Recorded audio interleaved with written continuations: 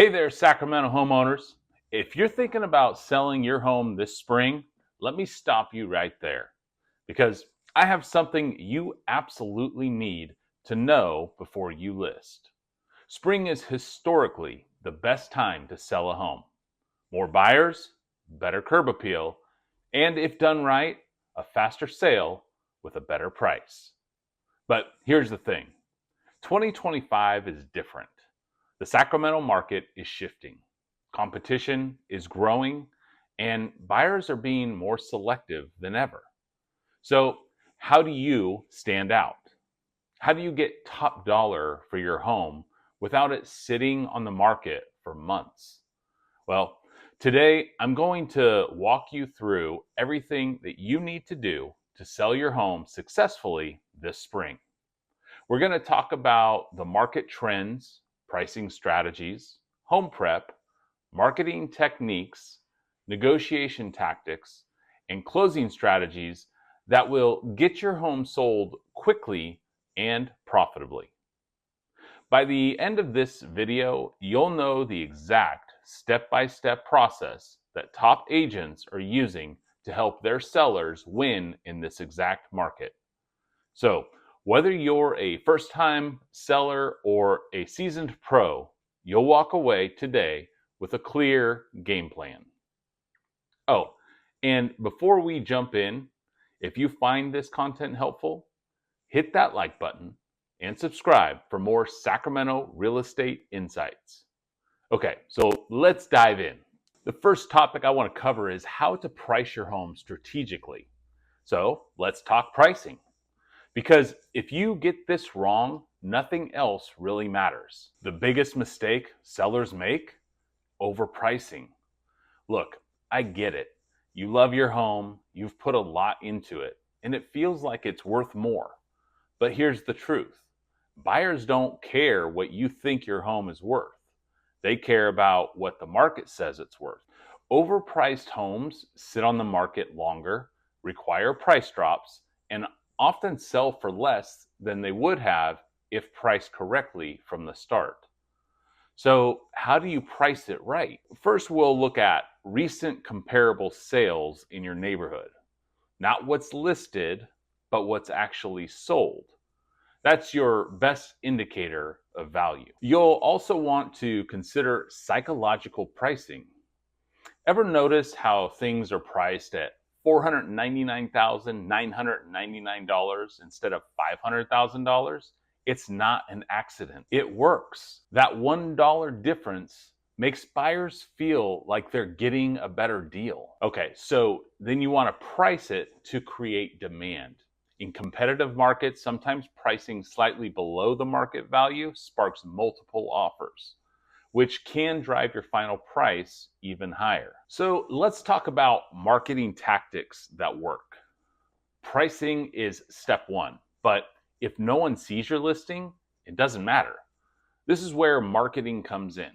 And let me tell you, throwing your home on Zillow and praying for the best is not a strategy. Here's what actually works. Professional photography and videography.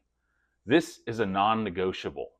Listings with professional photos get 47% more views and sell faster than those without. Social media marketing. Platforms like Facebook, Instagram, and YouTube are powerful tools to get your home in front of the right buyers. Virtual tours and drone footage. Out-of-town buyers are more common than ever, and they want to experience your home before they even step inside. A well-produced virtual tour can make all the difference. Listing exposure. Your home should be everywhere. MLS, Zillow, Realtor.com, Redfin, and so many more sites. The more eyes on your property, the better. All right, now let's break into negotiation and closing strategies. Now, let's say that you've done everything right. Your home looks amazing, it's priced well, and you're getting offers. Now what? This is where strategy really comes into play, because not all offers are created equal. First of all, let's talk about how to handle multiple offers. Are you getting multiple offers? Great. But before you pop the champagne, let's break it down. The highest offer isn't always the best one. Here's what you need to look at. First, the financing type.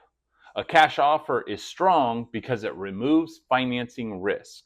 Conventional loans are next best, while FHA and VA loans may come with more conditions. Now, there's nothing wrong with any of these financing types. We just want to make sure that we put you in the best possible situation to actually close on your home. All right, and then there's contingencies. Some buyers will ask for contingencies like the appraisal of the home or their loan approval, or there's even a contingency of being able to sell their home before they purchase your home. The fact is, the fewer contingencies, the better for you. And then how about the closing timeline? A fast close might be great, or you may need more time. The best offer aligns with your needs. Okay, so let's jump into understanding contingencies and counteroffers. Contingencies protect buyers, but as a seller, you want to minimize them as much as possible. There's an inspection contingency. Now, the buyer can negotiate repairs or back out if major issues arise. Be prepared for some back and forth during this time period. Okay, and now we've got the appraisal contingency. If the home appraises for less than the offer price, the buyer may renegotiate. This is why pricing strategically is so important. And then, of course, the loan contingency. If the buyer's financing falls through, they can back out without any penalty. Cash buyers eliminate this risk. Now, through all of these contingencies and any offer you receive, you have the power to counteroffer. If an offer isn't quite what you want, but is close, don't just decline, let's negotiate. You want a higher price? Counter it. Need a faster closing? Counter it. Don't want to make repairs? Counter it. Negotiation is a dance, and the goal is a win-win deal. All right, so assuming you've negotiated that deal, then at some point we're going to have to navigate the inspections and the appraisals. Now, these two hurdles can make or break a deal. So let's go over how to handle them. First, let's talk about the inspections. Buyers will likely request repairs after an inspection. Now, you don't have to fix everything, but consider fixing major safety and structural issues. As far as your appraisals go, if your home appraises lower than the offer price, you'll need to renegotiate. You can lower the price, ask the buyer to make up the difference, or challenge the appraisal with comps. And then finally, we've got closing day expectations. The finish line is in sight. Here's what happens on closing day. First, there's going to be a final walkthrough. Now, the final walkthrough typically happens just before or on closing day, and the buyer does one last check to make sure everything looks as agreed. Once everything checks off from the final walkthrough, you'll be signing paperwork. Be ready to sign a lot of documents. And then finally, you'll be handing over the keys. Once the funds are transferred, congrats, you just sold your home. So, to wrap things up, spring of 2025 is still a great time to sell, but strategy matters. If you want to sell fast and for top dollar, you need to understand the market. More inventory means more competition. Prepare your home. Make it stand out with small but powerful updates. And you want to price it correctly. The right price attracts more buyers. And finally, marketing it aggressively. Professional photos, video tours, and social media exposure are key. Remember, negotiate smartly, choose the right offer, minimize risks, and close smoothly. Now, if you found this helpful and want to hear more content just like this, hit that like and subscribe button. And if you're thinking about selling, drop a comment below or reach out directly.